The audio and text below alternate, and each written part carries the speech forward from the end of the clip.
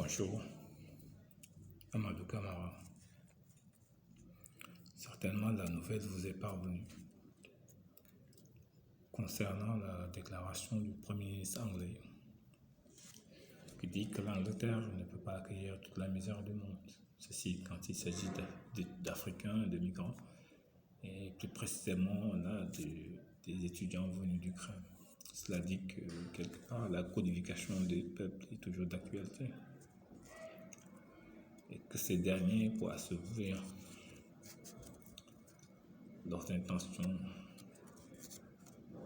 foulent au pied la charte des droits de l'homme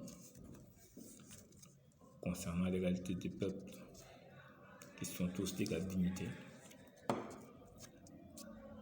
Un pays africain, le Rwanda, a accepté d'accueillir sur son territoire ces derniers, moyennant une somme de 120 millions de livres sterling, là où des pays comme le Ghana et le Kenya ont refusé d'obtempérer à la requête anglaise. Bien sûr, nos frères, les jeunes Africains, beaucoup d'entre eux pensent à travers l'histoire qu'à travers l'histoire du continent, ils doivent nécessairement, et c'est un droit pour eux, c'est-à-dire qu'ils ont le droit d'aller migrer en Europe, travailler pour rapatrier une partie des ressources africaines qui ont servi à développer ces États. Oui, peut-être. Et moi, je pense plutôt qu'il revient à nos dirigeants et à nos intellectuels de les sensibiliser, de les éduquer pour moi parce que pour moi l'éducation est l'arme la plus puissante pour éveiller un peuple. Parce que s'ils étaient conscients de leur potentiel et des possibilités du continent, je pense qu'ils envisageraient moins aller se suicider en mer ou à se déporter pour ensuite se faire humilier. Donc, à nos dirigeants, au lieu de s'exercer, à s'éterniser au pouvoir, à travailler pour s'éterniser au pouvoir, pour moi, ils ont intérêt à exploiter le potentiel de ces jeunes-là et de faire l'état des lieux des ressources du continent, qu'enfin que les Africains puissent avoir une idée des possibilités qu'ils ont. Cela dit, pour quelque part aussi, je me dis qu'il y a la manipulation par illusion optique à travers les images qu'ils reçoivent des médias, mais aussi de certains de nos frères quand ils reviennent au pays. Voilà. Donc, malheureusement, parce que pour moi, je suis sûr que si les Africains avaient une idée de leur potentiel et des possibilités qu'ils ont à leur disposition, certains seraient encore beaucoup plus dignes. Et peut-être s'organiseront, mais aussi s'organiseront certainement avec l'aide de nos États pour exploiter ce potentiel, pour que ces possibilités-là puissent nous être utiles, surtout pour les générations à venir. S'ils savaient seulement que l'Afrique, malgré l'apparence qu'on a sur les cartes du monde, est plus vaste que l'Europe, et la Chine et l'Amérique réunies, avec une superficie de 30,37 millions de kilomètres carrés, là où l'Amérique fait 9,8 millions de kilomètres carrés, la Chine 9,6 millions de kilomètres carrés, l'Europe 10,18 millions de kilomètres carrés. que sur le plan démographique, l'Afrique est une population de 1,3 milliard d'habitants et que d'ici 2050 à 2060, la population africaine atteindrait environ 2,5 milliards avec 90% de jeunes, s'il vous plaît. Que l'Afrique détient 60% des terres cultivables, 90% des réserves minières, 40% des réserves d'or, 33% des réserves de diamants, 60% des réserves de coltan qui servent à la fabrication d'appareils électroniques dont téléphone,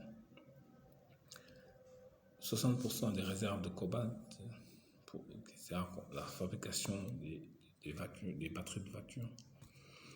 L'Afrique a des réserves de manganèse, de gaz, surtout naturel, de pétrole, surtout beaucoup de réserves d'eau. Et que la surface réservée est plus grande que celle de l'Europe, de l'Amérique et de la Chine. Cela dit, en plus des terres cultivables, nous avons de l'eau et des bras valides. Pour moi, c'est une question de priorité. Si on exploitait le potentiel de ces derniers,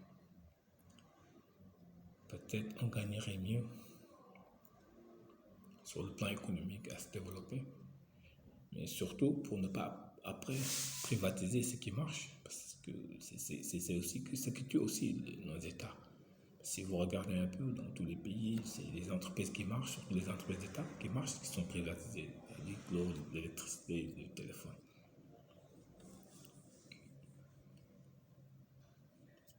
À notre jeunesse,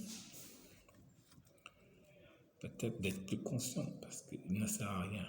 Parce que pour moi, il y a des déclarations qui ne font pas mal seulement à ceux-là, qui sont là-bas, mais à tout le monde. Pour moi, c'est une question de dignité. Nous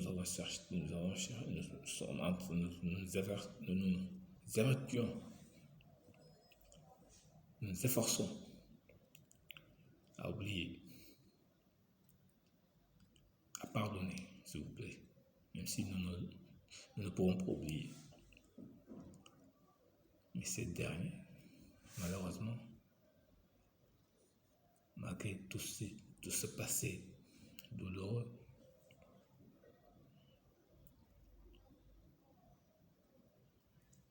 s'appuie sur la codification des peuples pour se permettre, pour se donner le droit d'humilier certains de nos frères. Malheureusement, et ça fait mal. Bon, à nos dirigeants, je pense qu'il y a des déclarations qui ne trompent pas, et qui devraient aussi, quelque part, faire une introspection, essayer de travailler davantage. On ne peut pas faire tout de suite et maintenant, mais progressivement, à chercher à retenir, c'est-à-dire les bras valides, certaines personnes qui ont des ressources intellectuelles pour commencer à exploiter ces potentiels-là, ces possibilités-là.